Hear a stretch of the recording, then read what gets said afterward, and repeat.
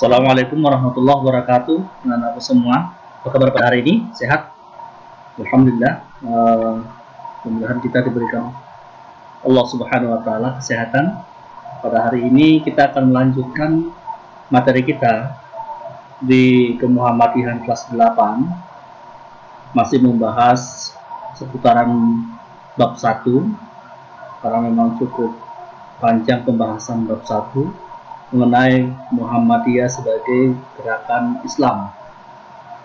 Pada pertemuan sebelumnya, kita sudah membahas tentang sikap asertif Muhammadiyah sebagai gerakan Islam, dan jauh-jauh hari sudah Pak Didi sampaikan akan melanjutkan materi bab 1 Muhammadiyah sebagai gerakan Islam di subtema kedua. Pada hari ini kita akan bahas terkhusus tentang makna Muhammadiyah sebagai gerakan Islam di bab pertama.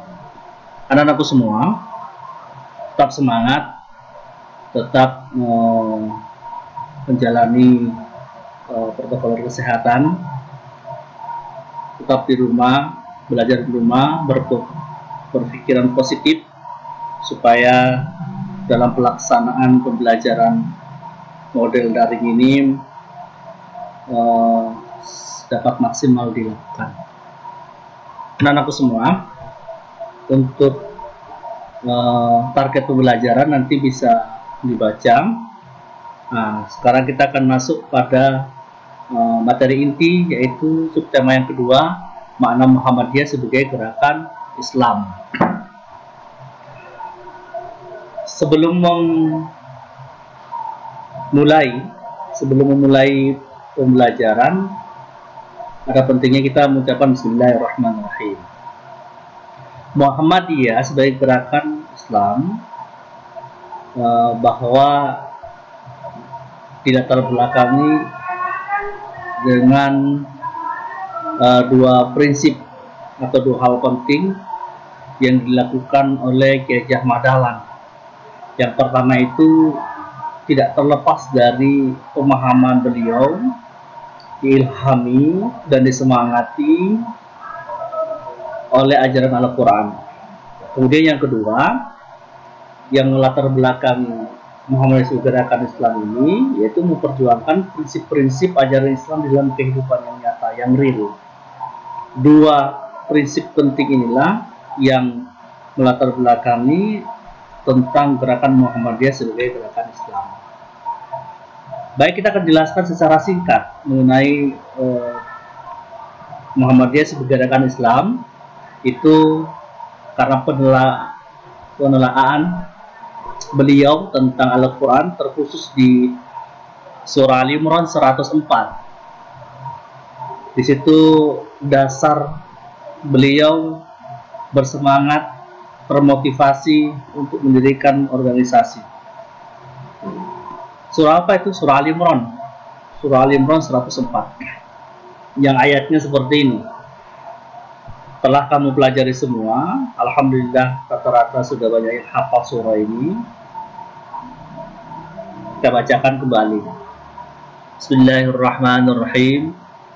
Wal takum minkum ummati yad'una ilal khair wa ya'muruna bil ma'rufi wa yanhauna 'anil munkar wa ulaika humul muflihun. Dan hendaklah di antara kamu ada segolongan umat yang menyuruh kepada yang ma'ruf dan mencegah pada yang munkar. Merekalah orang-orang yang beruntung. Maka dengan dasar inilah Kiai Haji Ahmad Dahlan mendirikan organisasi Muhammadiyah, terutama di gerakan Islam. Kalau di subtema pertama itu tentang sikap asertif Muhammadiyah, yang kedua itu tentang gerakan Muhammadiyah sebagai gerakan Islam. Kemudian di samping itu juga, walaupun ada faktor-faktor yang lain, seperti faktor intern atau faktor dari dalam dan faktor ekstern dari faktor dari luar, itu betul-betul menjadi pendukung. Tetapi faktor utamanya adalah didasari dari pemahaman beliau tentang surah ini. Nah itu. Adapun faktor-faktor intern yang bisa kita baca di buku paket masing-masing dan dapat diulang-ulang kembali. Faktor intern itu faktor dari dalam. Artinya faktor yang didasari dari kejadian-kejadian TBC. TBC itu adalah sebuah singkatan yang maksudnya adalah tahayul, bid'ah dan khurafat, jumud dan ta'asub. Nanti kamu bisa lihat penjelasannya di buku paket. Kemudian yang kedua, faktor ekstern, yaitu adanya faktor yang mendorong Kiai Haji Ahmad Dahlan itu untuk bersegera mengubah, membela diri, kemudian membuat organisasi supaya bisa mengayomi. Karena dilihatnya dari faktor eksternal ini ada penjajahan yang dilakukan oleh pihak Belanda. Bukan hanya penjajahan, tapi mereka juga melakukan gerakan 3G. 3G itu singkatan dari Glory Gospel, serta upaya pengkristenisasian di samping gerakan 3G tersebut. Anakku semua, kita lanjutkan. Di dalam menjalankan persyarikatan Muhammadiyah itu berdasarkan tuntunan Al-Quran dan hadis. Adapun alasannya itu ada dua. Yang pertama itu Muhammadiyah berkeyakinan bahwa hanya Islam yang mengatur kehidupan manusia menuju kesejahteraan di dunia dan akhirat. Itu terdapat di dalam surah Ali Imran ayat 19. Nanti kamu bisa lihat Al-Quran serta artinya akan itu. Kemudian akan Pak dibacakan juga. Kalau di slide ini Pak Didi hanya memberikan artinya, nanti kamu bisa lihat kembali di Al-Quran surah Al-Imran 19. Ayatnya begini. Bismillahirrahmanirrahim. Inna ad-dina 'indallahil Islam wa makhtalafal ladzina utul kitab illa min ba'di ma ja'ahumul 'ilmu baghyan bainahum wa may yakfur bi ayatillah fa innallaha sari'ul hisab. Itu yang artinya bisa kamu baca di situ. Kalau di surah Ali Imran masih berkaitan juga dengan surah Ali Imran ayat 19 dan surah Ali Imran ayat 85 itu menguatkan. Yang artinya nanti kamu bisa baca di slide ini. Pak Didi akan bacakan ayatnya seperti ini. Wa may yabtaghi ghairal islam dinan falay yuqbalu minhu wa huwa fil akhirati minal khasirin.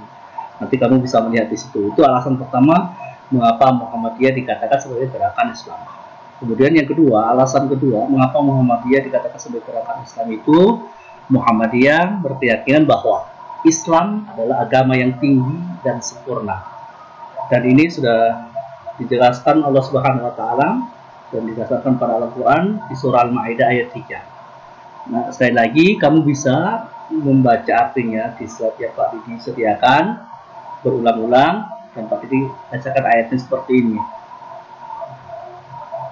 Bismillahirrahmanirrahim. Al-yawma akmaltu lakum dinakum wa atmamtu 'alaikum ni'mati wa raditu lakumul Islam madinah. Nanti kamu baca itu secara berulang-ulang supaya bisa memahami. Anak-anakku sekalian, kita lanjutkan kembali. Pada pertemuan ini hanya sekedar ini yang Pak disampaikan. Nanti tugasnya dari yang Pak disampaikan secara singkat di atas tadi itu buatlah kesimpulan menurut bahasamu saja yang kamu pahami, tetapi tidak keluar dari materi bab 1 di bagian 2 atau subtema 2 tentang Muhammadiyah sebagai gerakan Islam. Demikian, tetap semangat. Assalamualaikum warahmatullahi wabarakatuh.